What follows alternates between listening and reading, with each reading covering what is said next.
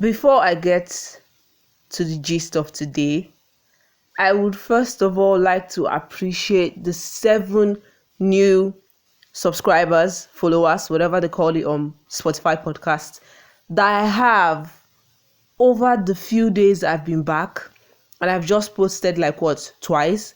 And I was updated and informed that on Spotify, I have 7 new followers. Guys, I'm sitting down somewhere in an arrangement that just had to happen because I didn't have the strength to keep holding my phone and doing a podcast episode. Sometimes I felt stressed, sometimes I felt uneasy, but by the grace of God, God always coming through. I think I found a position that is suitable for me.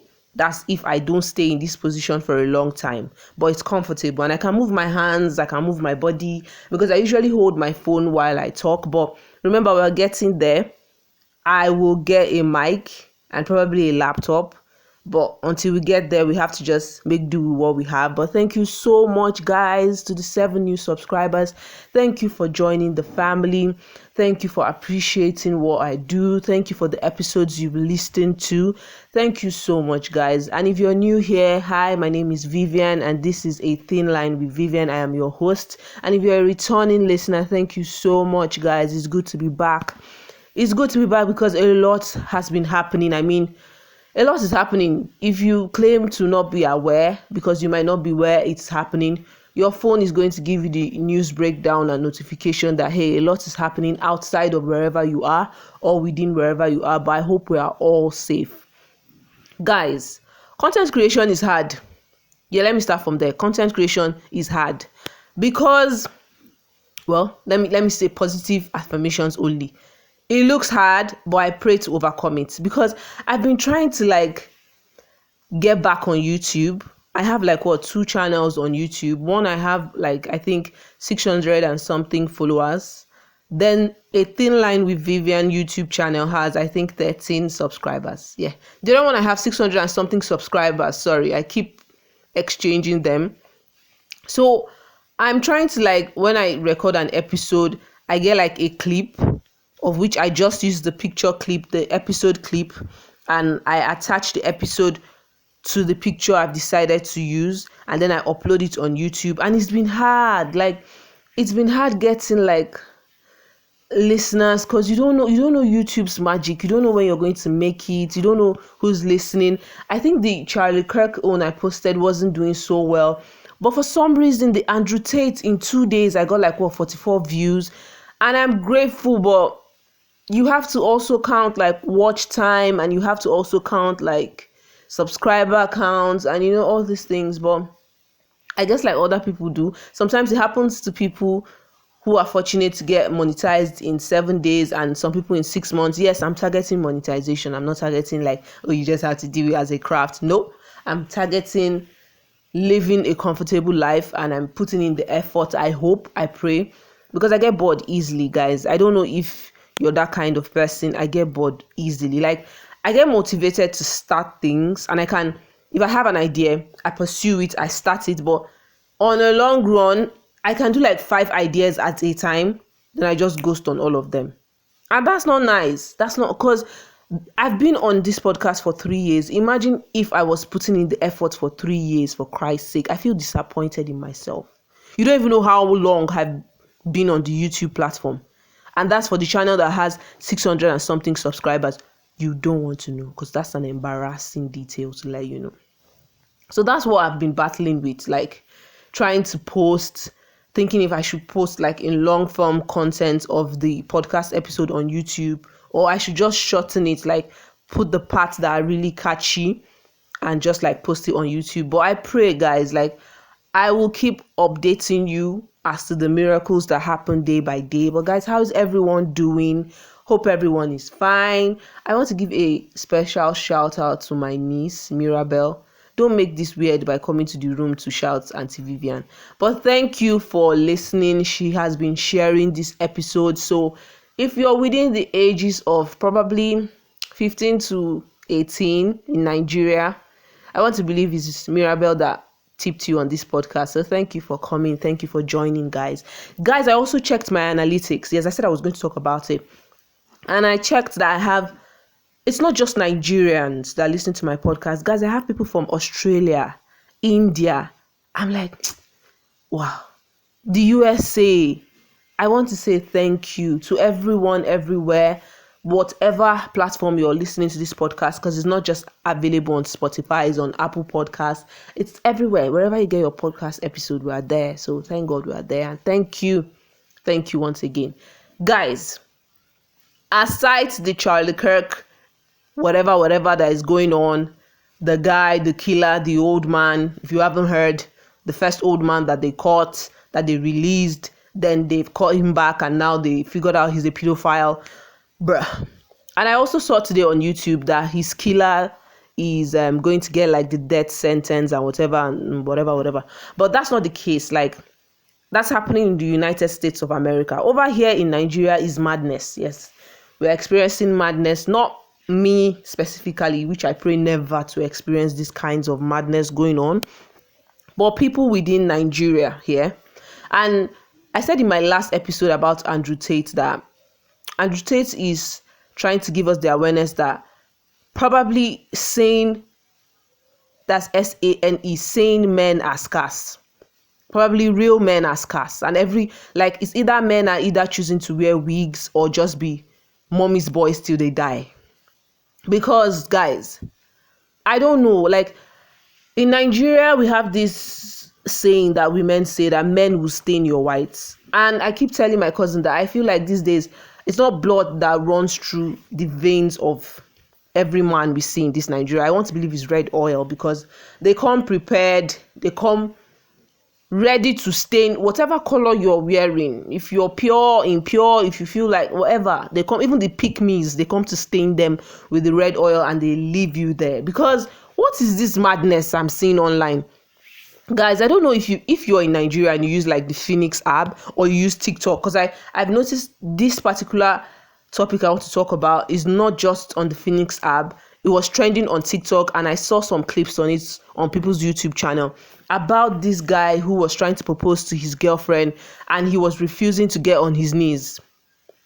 And they went back and forth with his girlfriend telling him, are you going to kneel down and propose to me? Like, kneel down. He kept on saying, no, he's an African man. He doesn't even look like an African man. I mean, all he did was wear a senator material.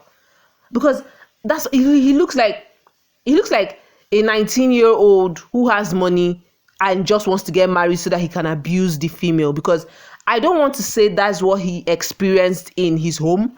Because the clip where he has his mom, like, these clips are different. We go from the clip where he's forcing the girl to take the ring and she's trying to also force him to get him to kneel down and propose to her, and she walks out from the restaurant telling him, you know where to find me. If you're willing to get on your knees and propose to me, you know where I am. And he tries to have a grip on her arm forcefully, and she removes her arm, and he notices that, people are staring, so you can't be violent here, which were signs. And everybody noticed the hard grip he had on her, and everybody noticed that, and everybody kept calling this guy out and everything. He goes on to post another clip with his mom. This time around, they're in a car. His mom is seated at the driver's seat and he's seated at the passenger seat, and he's telling us that, oh guys, I showed my mom the video clip of me trying to propose to my girlfriend, and it feels like my mom has something to say, because I wasn't really hearing my mom's opinion, but I want her to say it in front of the camera. And his mom goes on to tell him that if you know and you knew that you didn't want this embarrassment, or you were not going to kneel down and propose to this girl, you should have just done it in your home where two of you are. And you should have done it probably when she's sleeping. You slip the ring on her finger. Like, you ask her, will you get married or you won't? She said it in the Nigerian term, like, you go marry, abi you no go marry. And that was what me and your father did, that you should have just done that. And that said a lot to me, because first of all, this family, they look well-to-do, so they look like, they are coming from money, not like too wealthy, but they are a little bit above the average wealthy person. So I'm like, is it that this boy has a father whom he perceived to just be a provider, and his mommy a pick-me, who just gets what she wants, but she has to give authority and complete respect to the man who is giving her whatever she wants, not because of love, but because of, it's not submission in the sense of love, it's submission in the sense of, he's paying my bills, he's doing this for me. And I say that because in another clip where this boy, I'm trying to rush, but let me just finish the clip with his mom. So his mom says that, and he gets obsessed with his mom, and he's like, this guy goes on yelling at his mom, that's my problem with you, mommy. You just watch something and you do not even know what's happening. You didn't even ask me what's my own opinion. You didn't even ask me about my own side. You just go on saying things. This is what I don't like about you. And his mom puts her arm at the back of his seat, as if trying to soothe him, and I think she has her right arm on his chest, telling him, calm down, that's the problem, you're too full of pride. Like, she knows she probably raised nonsense. Because for you to go on screaming at your mom, for your mom to even suggest that, oh, it's not about kneeling down, it's just like slip the ring on her finger when she's sleeping, will you marry or you won't marry? That thing said a lot to me, because that's where he's getting this shitty confidence from. He was enabled by her. He just has a father who provides, and he probably doesn't have an emotionally available father, and he feels every woman owes him this shitty side his mom can give to him. So yeah, I was saying, sorry guys for that noise, I was interrupted a bit by my niece, but I'm back now. So I said he has been so enabled by his mom that people who are mommy's boys forget that we don't all have the same mother. But they expect every female to look like their mom, act like their mom, and they will be the same trash that they are, or that they saw their dad be to their mom. So guys, and on the third clip, he has us seeing him and his friends hold cameras to video him trying to get the car he bought for his girlfriend back because she refused his proposal. And the girl is so tough, because I know her attitude has surprised him. He probably thought, if I keep buying her things, on the long run, I can get whatever attitude or expression I demand of her, whatever respect or submission I want from her. Besides, I've shut her up, I've reconstructed her character with the money that I have. And I know that he was really surprised to see that the crowd at the restaurant did not stop this girl from demanding what is right. Because most mommy's boys and toxic men believe that women who are put together, women who have their heads in the right places, avoid shameful environments and shameful situations. So he felt that, okay, even if she wants to act like she knows what is right, she deserves respect and she would demand it if that's what it means. In the midst of people, I know if I don't get on my knees, she's going to take it for what it is, and she's going to give me her hands, and I'm going to slip in the ring. And she tells him, get on your knees. And he's surprised. And I think at a particular point in the video, he was telling her, why are you shouting? And she's like, I'm not shouting, I just want you to get on your knees and propose to me. So this time around, he told his mom in the car that he's going to go and get the car he bought for her. The mom now said, which car? The next video, we are seeing this guy and his dumb friends videoing at, I think it's like, I don't know where it was, but it was like a shopping center, like a mall, and they were parked outside waiting for her, as if he knew she would be parked there also. Maybe they tracked her there. And she also came and she saw him. She stepped out from the car and she was like, what are you doing here? She turns over and she sees that his friends are videoing, and she's like, what is it again? Why are they videoing? What is your problem? And he says, I don't want to argue with you. I just want this to be peaceful. I don't want us to quarrel or anything, but please give me the keys to my car that I bought for you. And she's like, which key? Which car? And I love that. Because you don't think that, oh, you were unable to embarrass me at the restaurant. You think you're going to embarrass me now at a more public place on the road. And she's like, oh, is that why you brought your friends here? You want to beat me? Beat me and collect the key now. One of his friends now say, no, guy, it's not worth it. We'll come back another time. We'll try another time. Then she now said, no, you guys came here to embarrass me, right? You want to have something to video. Beat me and collect the key. And he leaves. I'm like, this thing was about to ask somebody to go into the future with him. Like, He said it in his last clip that I saw what you guys were saying about my proposal video. Many of you were telling me trash, calling me toxic, saying I'm rude, that I don't care to read about any nonsense you guys wrote there. That, do you know what I've done for this girl? After all I've given to her, after all I've bought for her, you want me to kneel down? And I'm like, that's the problem. Because they say people only attract what they've seen before, what they are used to. So it's probably maybe all he knows his mom to be is a woman that money can keep her quiet. His dad's money can make his mom do anyhow, leap, jump, act stupid. Because it's so ironic that you say you're an African man, but you go on to buy a ring that the African men in the old days did not use to propose. It's not even about meeting the woman to propose. You usually took yams, palm wine, and somebody from your family member, like an elder, to go meet her parents directly in the olden days for we so-called African people. And you meet her family and you're like, oh, I've seen a daughter of yours that I'm interested in, or I've seen a flower in your compound that I've come to pluck, using the flower as a symbolism for his daughter.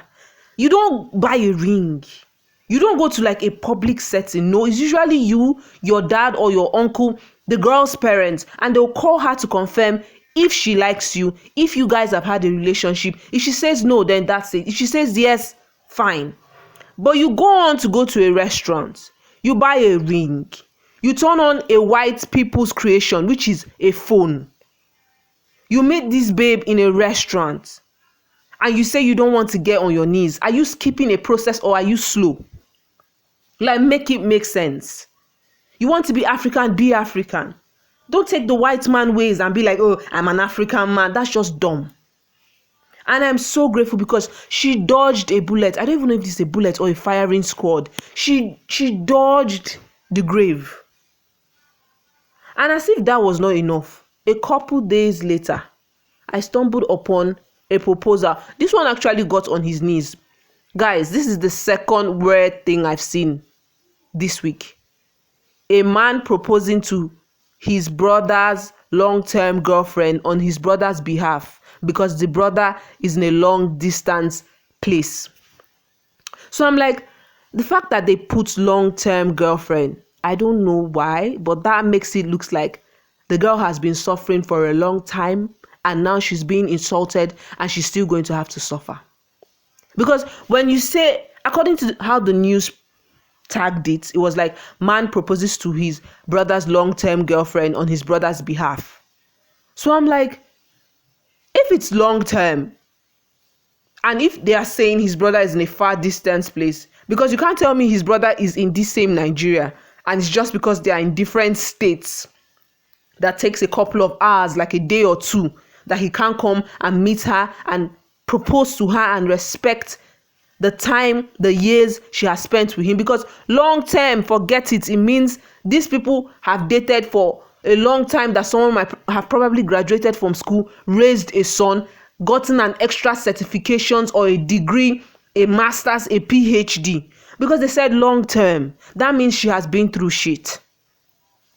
And probably now that he has a good paying job, probably a job or whatever that has changed his life, and he's now, I want to believe, overseas, because it won't make sense if he's in Nigeria and he could not make it to his own proposal.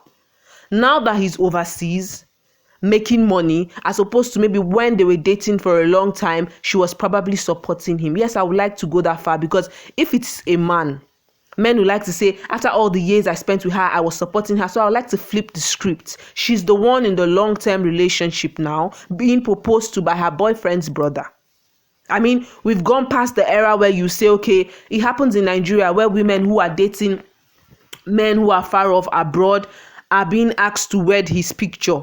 Yes, guys, the whole traditional settings is not the physical guy that is there. She's holding his picture. I think some cultures in Nigeria do it here. She's holding his picture, kissing it. They are doing the wedding rites between a physical female and a captured image of a man. And after the wedding rites, she can now travel to go and meet the guy. Then we moved on to last year. I saw Airtel. Airtel is like a telecommunication broadband here in Nigeria that provides network and subscription for people. So they were advertising their router and they put this advertisement in a form of where if your loved one is far and you are over in Nigeria, far as in across the country, and he has a broadband MiFi or Wi-Fi, however it is for you, when you get the Airtel network, because it comes with a lot of affordable data, that you just have to stream his presence, him wearing his traditional attire, and you on yours, your family probably with you, his family over with him, and you guys can do the marriage, whatever, just you're streaming live, he's also streaming live. We moved past that. And now, because those things have come and gone, the new updated one is that your family member can propose to your girlfriend on your behalf. Because whatever people say, she's on the losing end. Because what if he's interested, he changes his mind and he's like, oh, at least people did not know the face behind the proposal. So if I tell her that, oh, I can't do it anymore, after her long-term sacrifice. Yes, I'm going to keep saying that word because the news said his brother's long-term girlfriend, So if he says he's no longer interested in the marriage, we've seen her face. We just don't know the fiance's face. So she's losing on both sides. And you don't know how much she contributed, taking, for example, Annie Idibia and Two-Face. Yes, we will go there. Women in Nigeria, African women, they have been through shit, especially in relationships. Because now he's abroad. I keep telling people, when you're dating someone, what do you people talk about? Do you people just have sex? What are you people planning? What's your vision? Are you people seeing if your goals align? Because if he was broke before and now God has made a way and he's rich and he's working abroad, aren't you guys supposed to be building the life you planned with whatever money and income he has?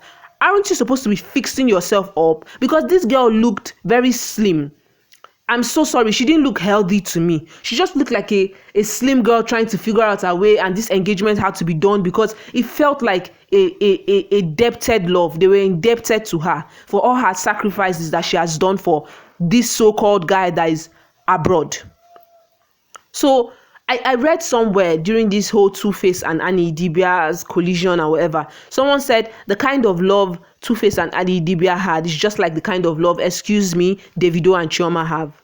That it feels like and it looks like and it is an indebted love where, for example, Chioma has been through a lot. She lost a son. I one time heard at the beginning of their relationship, she was disowned by her parents.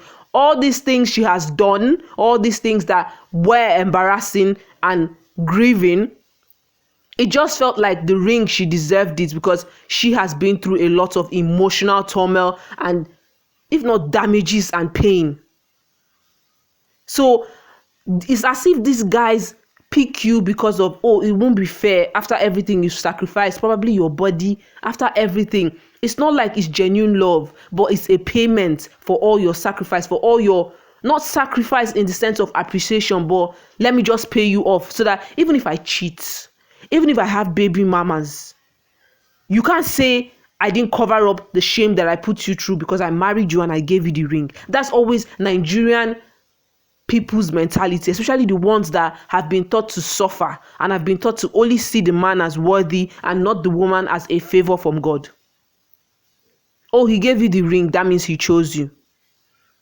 Oh, he's with you and he has acknowledged your kids, that means he chose you. It's just like this long-term girl that she had her own boyfriend who is overseas get his brother to propose to her on his behalf. What if over there he just kept sending money to say, okay, let's build that dream life we wanted. And you take care of yourself, I'll take care of myself, I still love you. And when I want to propose, I will come with my physical presence to show you that I acknowledge you. You've been there for me. Long term, you've been through a lot. You've seen me at my worst and now you're seeing me at my highest. It's better than, I don't see any value, any romantic gesture, any certifications, any assurance in sending your brother to propose to me and the news has it highlighted that I'm your long-term girlfriend and it's not your face and I'm being talked about on social media, I'm being mocked. And probably you're reading all these things that people are saying to me. People were writing, hope she's not getting married to a ghost. People were saying, hope it's not also her brother that is going to do the traditional rites and kiss her. Someone said, oh, understanding girlfriend, is that you? People are mocking this girl, and you're probably seeing it, and I'm not sure if he will come out to address the matter, because he already sent his brother to do the proposal, so he can take a leap, he can escape. So I don't know if I just like, if you haven't watched Just Us Girls, it's a beautiful series for we girls, we ladies in this time, crafted and created, written by Pastor Mildred Kingsley Okonkwo. You need to see the kind of life God has for us that we ought to live versus the kind of life we live here in spite of the regrets and the pain it comes with. I just feel like, look, I have to just talk about it. Like, it's been given a lot. And I even recently, 2 days ago, I recently found this YouTube page called The Justice Court, because I saw a prompt on Facebook about a lady who was seeking to be divorced from her husband and stop him from seeing his children because she had suffered for 15 years in her marriage. If you're in Nigeria, I'm sure you know about that justice case. It's The Justice Court on YouTube, sorry. You need to see the guy, like pure narcissistic male. I'm not even using the word wrongly. He's a narcissist for it. And you just go to The Justice Court on YouTube, watch it and thank me. You need to see the evidence laid against him. He didn't mention that he was cheating. He quickly dismissed when he was talking about, you say, oh, we have a few domestic violence cases, but that has been sorted. He did it as if, oh, it was just a mistake. We fought before. Until the wife gave us a breakdown. The tragic things. And guess who enabled him? His own mother, for Christ's sake. That's why I keep telling us that I wish women would know that the way marriage is written, if you don't have God in it, it does not favor the woman.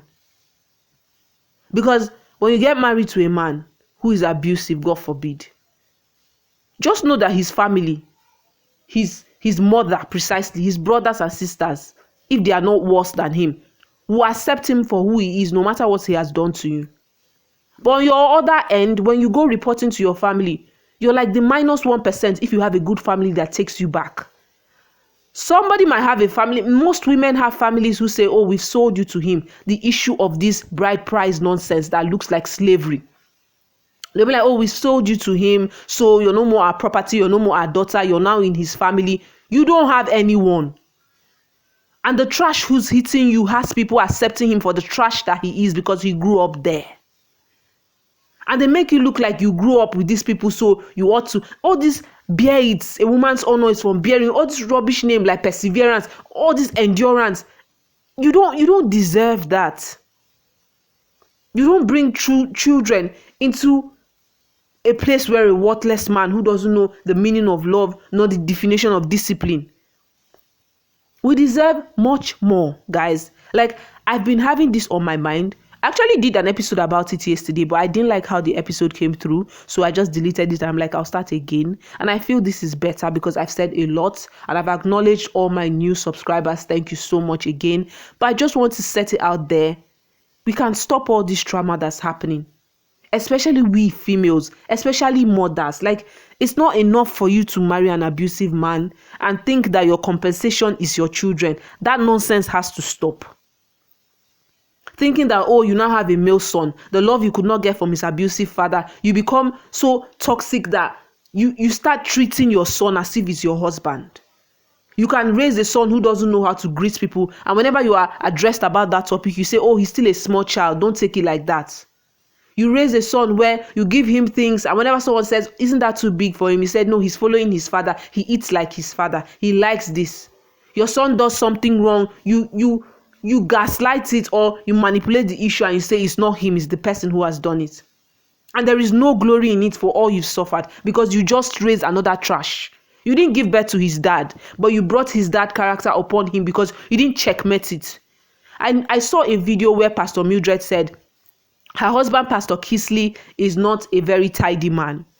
When they initially got married, one time she entered into his room, I think it was a day after her marriage, and she saw that the bed was scattered. He had scriptures and everything on the bed, and she couldn't live in that kind of environment. So she tidied it up. And when he came inside, he was like, who tidied my room? And she was like, it's me. He now said, oh, thank you very much. But the thing is that I'm usually disorganized like this, and I keep those, the way I kept those things, those Bible passages, is the way I will remember them. But I appreciate you. She said, okay, she could understand because he grew up somewhere else and they are not related. You just got married. Then she gave birth to her son, and I think she said one day he came back from school and he threw his socks somewhere, he threw his shirt somewhere, and she told him, no, don't ever try that nonsense. She made him pick it up and know the proper places he ought to put it and do that. She said, no, you can't become your father. You can't do that nonsense that your father does, and you think I will bear with you. I'm not your wife, I'm your mother. I will correct that nonsense in you.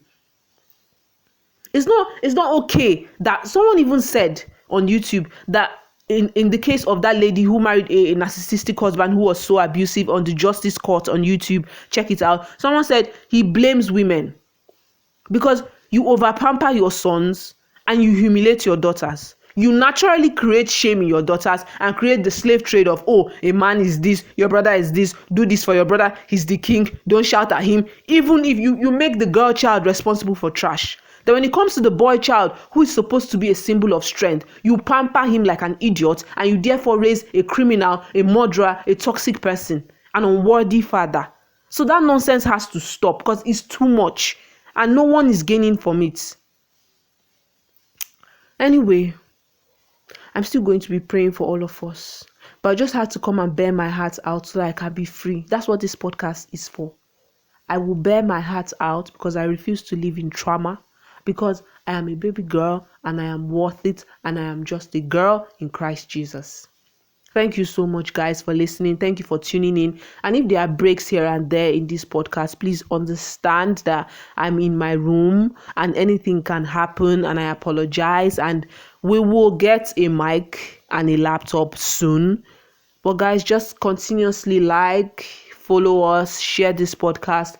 If you want to check us out on YouTube, it's the same thing. It's not anything different. It's just YouTube now. It's not like I have a video episode. It's just an audio with the podcast themed picture, the episode picture.